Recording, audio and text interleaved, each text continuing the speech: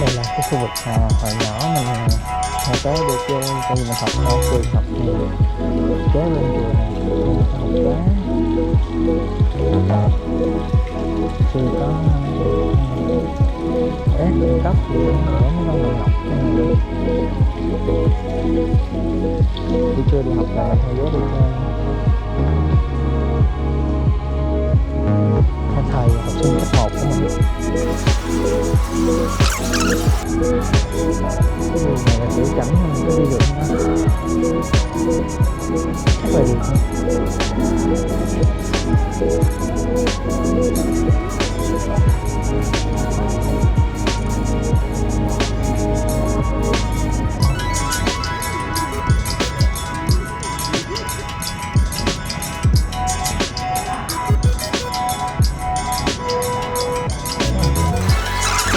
không?